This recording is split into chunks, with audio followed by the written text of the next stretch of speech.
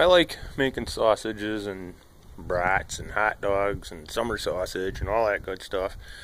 And I have a problem smoking it. I have yet to make a summer sausage that I thought was good and tasty and smoked right, cooked right, because I have a big problem with heat. So what I did is I acquired some kind of warming cabinet or something, and I'm going to make a smoker out of it. And this is what I've got so far. That's what it looks like. It's a little box, about 2 by 2, actually 18 by 24 on the inside. And what I'm doing here is I bought a little cook stove and I put it in there. It's 2 burners, and on low I was able to keep it at 103 degrees, which is perfect drying temperature. And then on high I believe I had it at like 260, which is more than enough for cooking. I don't even need nothing that high. But anyway, it's got all these little things for pans.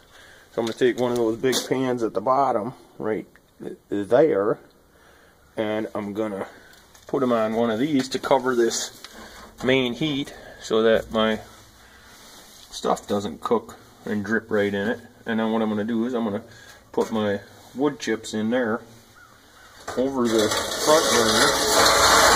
That's still a little warm because I was using it over the front burner here, and that'll make my smoke. Now, for some racks, what I did is I might want to smoke a ham or something, so I want something a little bit heavier than just your average hot dog rack. So I bought this little angle metal. Just so happens it's 36 inches long. So if I cut 2 pieces, cut them in half, I'll have 2 hanging rods that'll go on there, and they'll be 18 inches long a piece. Right now I'm just going with 6. I got my propane in the back and I ran it out through a hole in the back, which gives a little bit of air. It's on wheels. What I may end up doing is insulating this outside. It's not that cold today, so it's not going to matter. But if I want to smoke in the winter, it will be much better because it'll be insulated. It'll keep the heat inside where it belongs, and I'll end up using less propane. What I did for the stove is I extended the knobs so that I can adjust them from the outside without having to go in. It's actually a little bit hard to light it because the door opens on that side, but I'll figure something out. And right now that's all I've got. I'm going to cut those rods in half and hang them, and I also bought a wire rack in case I wanted to do a brisket or a roast or something that wasn't hanging.